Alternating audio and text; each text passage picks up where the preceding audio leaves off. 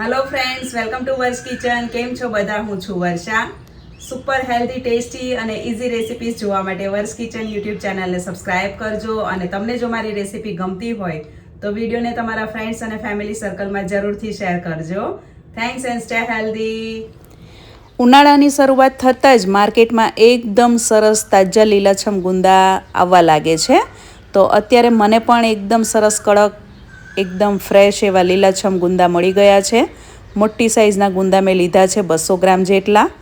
અને આ ગુંદાને આપણે એક તપેલીમાં પાણીમાં નાખીને 15થી 20 મિનિટ સુધી રહેવા દેશું, જેથી ગુંદા પર કોઈ ચીકાસવાળી માટી કચરો જામી ગયેલો હોય તો તે પાણીમાં રહેવા દેવાથી છૂટો પડી જશે.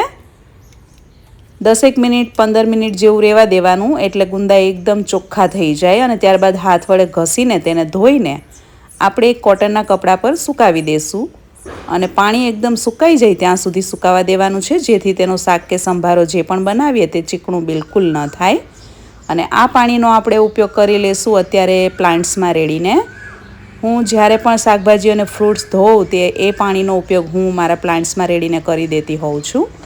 તો અત્યારે સવારનો 7:15 વાગ્યાનો સમય થયો છે અને પંખીડાઓનો અવાજ પણ તમે સાંભળી શકો છો, કેટલો સરસ આવી રહ્યો છે. અને અમારા બિલ્ડિંગની અંદર અને આજુબાજુમાં બધે ગ્રીનરી ખૂબ જ છે.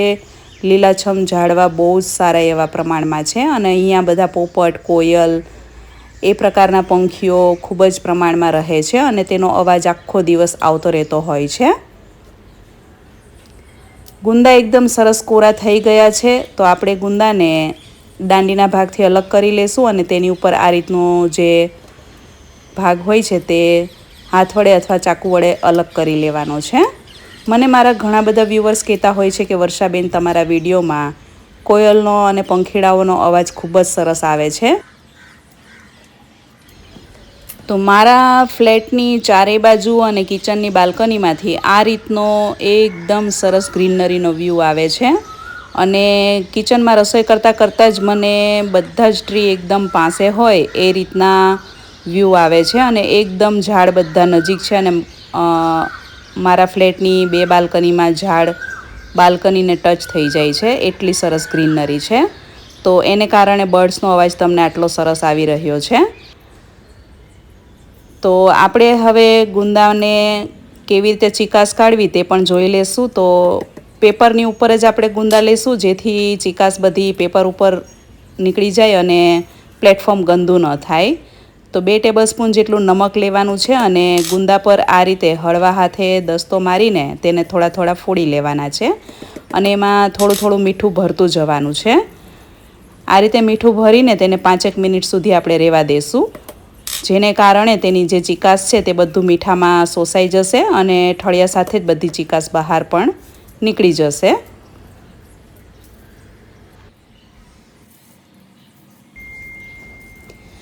ગુંદામાંથી ફટાફટ ચીકાશ કાઢવાની આ એકદમ સરળ રીત છે અને તેમાંથી ચીકાશ કમ્પ્લીટલી નીકળી જશે, સંપૂર્ણપણે દૂર થઈ જશે. અને ગુંદાનું શાક કે સંભારો તમે જે પણ બનાવો તે બિલકુલ ચીકણા નહીં થાય. અને ગુંદાની ચીકાશ આ રીતે જ કાઢવાની સાચી રીત છે. જો તમે આ રીતે મીઠું ચડાવીને ચાકુ વડે આ રીતે ઠળિયા કાઢો તો તેની સાથે સંપૂર્ણપણે ચીકાશ પણ નીકળી જશે. તમે ચાકુ થોડું અંદર એકદમ સરખી રીતે ફરાવી દેવાનું અને જો વધારે ચીકાશ લાગે તો આ રીતે આંગળી વડે બધી ચીકાશ કાઢી લેવાની છે, અથવા તો આ રીતે ચમચીનો પાછળનો ભાગ તેમાં આ રીતે ફરાવી દેવાનો, એટલે આમાંથી બધી ચીકાશ બહાર આવી જશે ચમચી સાથે જ. કોઈ નાની ચમચી હોય પાછળ ધારવાળી એવી ચમચીનો ઉપયોગ કરવાનો. અને જોઈ શકો છો તમે ગુંદામાંથી ચીકાશ સંપૂર્ણપણે નીકળી ગઈ છે. તો આ રીતે તેમાં નીચે પાણી પણ થયું છે મીઠાનું, તો એ બધું આપણે કાઢી લેશું. આજે આપણે લગભગ બધાનું જ ફેવરિટ હોય તેવું આખા ભરેલા ગુંદાનું શાક બનાવી રહ્યા છે, અને તે પણ એકદમ નવા જ સ્વાદમાં, જે તમે પહેલાં ક્યારેય પણ નહીં બનાવ્યું હોય. તો તેનો મસાલો કરવા માટે 1 ટેબલસ્પૂન જેટલા શીંગદાણા, 1 ટીસ્પૂન જેટલા આખા ધાણા, વરિયાળી, 10થી 12 નંગ જેટલા કાજુ અને ½ ટેબલસ્પૂન જેટલા તલ લેવાના છે. અને આ બધું એક વખત ક્રશ કરી લેવાનું છે. માત્ર શીંગદાણા પણ તમે લઈ શકો છો, કાજુ નાખવાની જરૂર નથી. અને અડધો કપ જેટલી સેવ લેવાની છે અને સેવ નાખીને ફરીથી મિક્સરમાં તેને દાણેદાર ક્રશ કરવાનું છે. એકદમ ઝીણો પાવડર નથી કરવાનો, આ રીતે થોડું દાણેદાર રહે તેવું ક્રશ કરવું. અને આને તમે એક ડબ્બામાં ભરીને ફ્રીઝમાં 1.5 થી 2 મહિના સુધી મસાલાને સ્ટોર કરી શકો છો. કોઈ પણ ભરેલા શાક બનાવવામાં તમે ઉપયોગમાં લઈ શકો છો. અને ભરેલા ગુંદાનું શાક જ્યારે બનાવીએ ને તેમાં ચણાનો લોટ હોય તો જ ટેસ્ટ વધારે સરસ આવે છે. તો અત્યારે 1 ટેબલસ્પૂન જેટલો ચણાનો લોટ લેવાનો છે અને ત્યારબાદ તેમાં આપણે આ જે બનાવેલો મસાલો છે તે મિક્સ કરી દઈશું. તમારે મસાલો જેટલો વધારે ઓછો બનાવવાનો હોય તે પ્રમાણે લેવાનો છે. અત્યારે હું 6 થી 7 ટેબલસ્પૂન જેટલો મસાલો લઈ રહી છું. સ્વાદ પ્રમાણે નમક નાખવું. ચણાનો લોટ મેં કાચો જ લીધો છે, શેકેલો નથી. 1 ટેબલસ્પૂન જેટલું કાશ્મીરી લાલ મરચું પાવડર છે અને 2 ચપટી જેટલી હળદર, 1/2 ટીસ્પૂન જેટલી હિંગ નાખવી. અને ભરેલું શાક છે તો ભરેલા મસાલામાં ધાણા જીરું આગળ પડતું નાખવાનું છે. તો 1.5 ટેબલસ્પૂન જેટલું ધાણા જીરું પાવડર નાખવું. ધોઈને કોરી કરીને ત્યારબાદ સમારેલી કોથમીર છે તો કોથમીર 1/3 કપ જેટલી નાખવી. અને આ છે સિક્રેટ મસાલો અને જે સ્વાદ આવશે ફુદીનાથી. તો અડધો કપ જેટલો ફુદીનો માત્ર તેના પાન જ અલગથી વીણીને ઝીણા સમારીને મિક્સ કરવાના છે. ફુદીનાથી આ શાકનો સ્વાદ એટલો બધો ચટાકેદાર આવે છે ને કે ખાવાવાળા ખાતા રહી જશે અને વિચારતા રહી જશે કે આટલો સરસ સ્વાદ શેનો આવી રહ્યો છે. અને જે લોકો આદુ લસણ ડુંગળી નથી ખાતા તેના માટે આ ફુદીનો રામબાણ મસાલો સાબિત થશે. તેનાથી સ્વાદ બહુ જ સરસ આવે છે. અડધો ટેબલસ્પૂન જેટલું શીંગ તેલ નાખવું. કસૂરી મેથી નાખવી. કસૂરી મેથી ન હોય તો મેથી દાણાનો પાવડર નાખવો. થોડું મેં તીખું મરચું પાવડર નાખ્યું છે. અને ફરીથી તલ નાખું છું હું 1 ટીસ્પૂન જેટલા. સફેદ અને કાળા તલ બંને મિક્સ છે. 1 ટેબલસ્પૂન જેટલો ગોળ સમારીને નાખવો. અને 1 ટેબલસ્પૂન જેટલો લીંબુનો રસ નાખવો. લીંબુના રસથી આ શાકનો સ્વાદ એકદમ જોરદાર આવશે અને શાકમાં ચીકાશ બિલકુલ નહીં રહે. એક વખત તમે લીંબુનો રસ નાખીને આ શાક બનાવજો. ઘરના બધા દરેક સભ્યો ખાતા રહી જશે અને તમારા વખાણ કરતા નહીં થાકે. એટલું ટેસ્ટી બને છે. અડધો ટેબલસ્પૂન જેટલું આદું ખમણીને નાખવાનું છે. અને જો તમે આદું લસણ કે ડુંગળી કશું જ ન ખાતા હો તો માત્ર ફુદીનાથી પણ આ શાકનો સ્વાદ બહુ જ સરસ આવે છે. હળવા હાથે બધું એકદમ સરસ રીતે મિક્સ કરી લેવાનું છે. અને આ મસાલામાં વધારે તેલ નાખવાની જરૂર પણ નથી. અત્યારે આ મસાલામાંથી સુગંધ એકદમ જોરદાર આવી રહી છે અને આ મસાલો આમને આમ કાચો ખાઈ જશો એટલો ટેસ્ટી બન્યો છે. તો હવે આપણે આ મસાલો ગુંદામાં એકદમ સરસ રીતે ભરી લેશું. તમે ગમે એટલો મસાલો વધારે ભરશો ને ઓછો જ પડશે, બધાને એટલું ભાવશે આ શાક. અને લોકો મસાલો આમાંથી કાઢીને વીણીને ખાશે, એટલો ટેસ્ટી મસાલો લાગે છે. તો એકદમ વધારે પ્રમાણમાં ગુંદાની અંદર મસાલો સ્ટફ કરવાનો છે એટલે ગુંદાનું શાક ખાવાની મજા પડી જાય. અને જે લોકો ન ખાતા હોય ગુંદા એ લોકો પણ ખાશે. આમાં ગરમ મસાલો નાખવાની જરૂર જ નથી તો પણ બહુ જ ટેસ્ટી બને છે. ફુદીનાને કારણે એકદમ રિફ્રેશિંગ ટેસ્ટ આવે છે અને પચવામાં સબ્જી એકદમ હળવી પણ થઈ જાય છે અને ગેસ એસિડિટી પણ નથી થતી. તો તમે જો ક્યારે આ રીતે ફુદીનો નાખીને સબ્જી ન બનાવી હોય ને તો એક વખત ચોક્કસથી ટ્રાય કરજો. અને બન્યા પછી કેવી બને છે ને તે પણ મને કમેન્ટ્સમાં જરૂરથી જણાવજો. તો આ રીતે આપણે બધા ગુંદા ફૂલ મસાલો ભરી લેશું. અને જેટલો મસાલો તમે વધારે ભરશો ને એટલી ખાવાની વધારે મજા આવશે. તો હું તમને આગ્રહ રાખું છું કે બને એટલો મસાલો વધારે ભરજો તો ખાવાની બધાને બહુ જ મજા આવશે. આમાં તમે તીખાસ માટે લાલ તીખું મરચું પાવડર અને લીલું તીખું મરચું બંને નાખી શકો છો. અમારા ઘરમાં પ્રમાણસર તીખું ખવાય છે એટલે મેં તીખું મરચું એકદમ ઓછું ઉપયોગમાં લીધું છે. બધા ગુંદા એકદમ સરસ રીતે ભરાઈ ગયા છે. તો હવે આપણે તેને સ્ટીમરમાં સ્ટીમ કરવાના છીએ.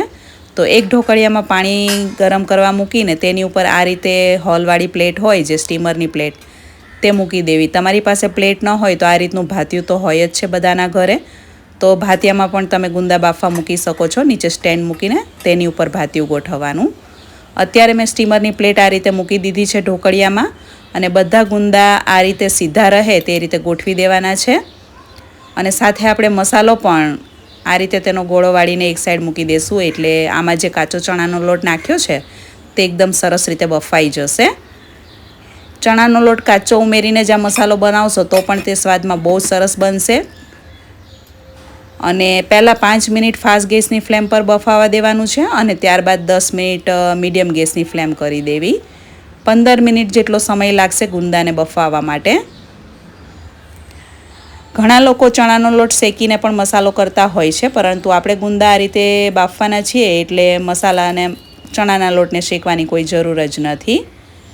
તો 15 મિનિટ બાદ ગુંદા એકદમ સરસ બફાઈ ગયા છે. આપણે ચેક કરીએ તો એકદમ સરસ બફાઈ ગયા છે. તો ઢાંકણમાંથી બધી વરાળ નિતારીને તેને ઢાંકીને ગેસ બંધ કરી દેવો અને 15 થી 20 મિનિટ સુધી આમને આમ રહેવા દેવાનું છે બંધ ગેસે જ. એટલે ગુંદા એકદમ સરસ રીતે સિજાઈ જશે અને થોડા ઠંડા પણ પડી જશે. આ બફાયેલા મસાલાવાળા ગુંદા આમને આમ તમે રોટલી સાથે ખાવાના ઉપયોગમાં લઈ શકો છો. વઘારવાની પણ જરૂર નથી. આમને આમ જ બહુ જ ટેસ્ટી લાગે છે. તો જે લોકો હેલ્થ કોન્શિયસ હોય, તેલવાળું નથી ખાતા, તે લોકો આમને આમ ખાશે તો પણ ખાવાની બહુ જ મજા પડી જશે. અને અત્યારે ગુંદાના મસાલામાંથી સુગંધ પણ એકદમ સરસ આવી રહી છે. તો એક કડાઈમાં 1 ટેબલસ્પૂન જેટલું તેલ ગરમ કરવા મૂકવું. તેલ એકદમ સરસ ગરમ થઈ જાય એટલે કડાઈમાં આ રીતે તેલને ફેલાવી દેવું અને ગેસની ફ્લેમ ધીમી કરી દેવી. વઘાર હંમેશા તેલ આવી જાય એટલે ધીમો ગેસ કરીને ત્યારબાદ જ કરવાનો, એટલે સ્વાદ અને સુગંધ એકદમ સરસ આવે. હાફ ટીસ્પૂન જેટલું રાઈ જીરું, 10 થી 12 લીમડાના પાન અને હાફ ટીસ્પૂન જેટલી મેથી દાણાનો પાવડર છે. આ કાચો જ મેથી દાણાનો પાવડર કરેલો છે અને આ પાવડર ચોક્કસ નાખજો વઘારમાં. આનાથી ગુંદાના શાકનો સ્વાદ 100 ગણો વધી જશે અને શાકમાં એક કડવાશની પણ મીઠાશ આવશે.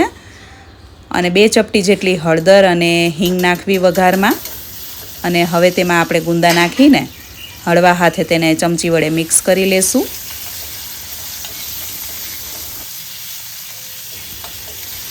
જ્યારે પણ તમે ભરેલા ગુંદાનું શાક બનાવો ત્યારે તેમાં તમે ખાસ મેથી દાણાનો પાવડર અને ફ્રેશ ફુદીનો નાખશો ને તો એ શાકનો સ્વાદ બહુ જ સરસ આવે છે. અને ખરેખર તમે એક વખત આ રીતે મસાલો બનાવીને ટ્રાય કરજો. ટેસ્ટમાં બહુ જ સરસ લાગે છે.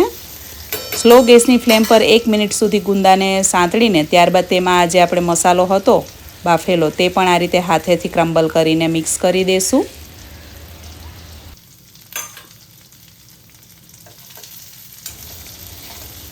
ગેસની ફ્લેમ એકદમ જ ધીમી રાખવાની છે, નહીં તો મસાલો બળી જશે અને તેનો સ્વાદ અને સુગંધ બધું જ જતું રહેશે અને કલર પણ કાળો પડી જશે. અને આપણે આજે એકદમ સૂકું ભરેલા ગુંદાનું સબ્જી બનાવી રહ્યા છીએ. તેમાં આપણે કોઈ પણ પ્રકારની ગ્રેવી નથી કરવાના.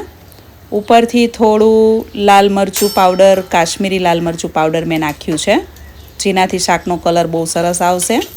અને હવે ગેસની ફ્લેમ તરત જ બંધ કરી દેવાની છે અને ત્યારબાદ મરચાંને તેમાં સરસ રીતે મિક્સ કરી દેવું. તો આપણું ભરેલા આખા ગુંદાનું શાક બનીને તૈયાર છે. અને અત્યારે આ શાકમાંથી સુગંધ એટલી બધી સરસ આવી રહી છે ને કે આમને આમ ગુંદા ખવાઈ જશે. રોટલી બનાવવાની કોઈ વાટ પણ નહીં જુએ ઘરમાં. ગેસને બંધ કરી દીધો છે મેં અને હવે તેમાં ઉપરથી આપણે સમારેલી કોથમીર અને થોડો ફુદીનો આ રીતે હાથેથી તોડીને નાખીશું. તો ગુંદાની સિઝનમાં તમે પણ ચોક્કસથી એક વખત આ રીતે ભરેલા ગુંદાનું શાક બનાવીને ટ્રાય કરજો અને દાળ ભાત રોટલી સાથે સર્વ કરજો.